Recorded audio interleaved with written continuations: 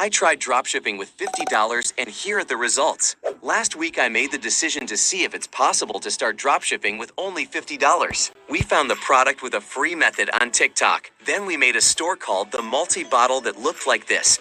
Then the plan was to post 5 to 8 TikToks every day to get sales organically. And these are the results. Day 1.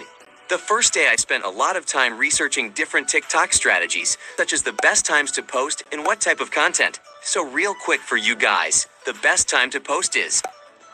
And let's say you live in Europe and want to target the US, you can use this time zone converter. Select your country, then select your target country and enter the time you want to post. And it will show when you should post in your time. Link in the description. So the first day I only posted 4 TikToks. Now the plan is to post 5 to 8 TikToks a day. 5 to 8 TikToks a day. I already failed the first day, but we actually got pretty good views, except the last one. The Shopify dashboard was awful though. Day 2. This day I again only posted 4 TikToks. Come on, man! They didn't get that many views, except one that was decent. On the Shopify dashboard things look a little better. Still no sales or reach checkout, but we did get 2 add to carts with only 26 store sessions. Day 3.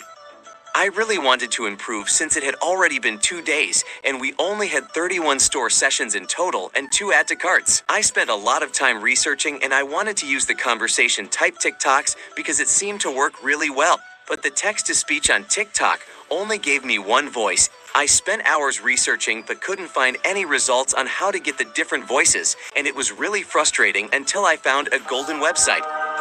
On this website, you just type in what you want it to say, select a voice, and click generate, and download. This is not the original way to get the text-to-speech on TikTok. But it's close enough. I started to make a ton of TikToks and even decided to expand to Instagram Reels, YouTube Shorts, and even a new TikTok account because I was worried that buying followers would mess with TikTok's algorithm. We didn't really get any views except this first YouTube short that popped off and got 5,000 views. But the Shopify dashboard still didn't look too good, but we are closer to getting a sale. Day 4. On day 4, I uploaded 8 TikToks. We got decent views on 2 of our TikToks. The YouTube, Instagram, and other TikTok page didn't do that well. But because of these 2 TikToks, our Shopify dashboard had 40 store session, 3 add to carts, and 3 reach checkout, but still no sales. Day 5. Day 6. I didn't really know what I was doing wrong, so I contacted someone who knows a lot about dropshipping, Jordan Welch. There's more opportunity than ever to get started, but... Well, I didn't contact him directly, but I did ask him questions on his Discord server, which I highly recommend joining. I wondered if it was my store that was the problem. It wasn't. Or if it was my product. It wasn't. So it was my content.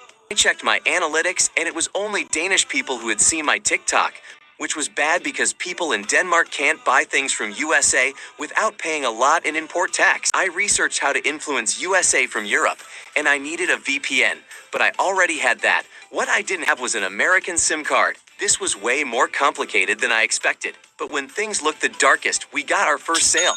So I went out and bought this new Lamborghini here. Day 7. This day doesn't really count, since I spent most of the day editing and planning on how you could redo this challenge with an American audience. So at the end of day 7, these are the overall numbers for this challenge.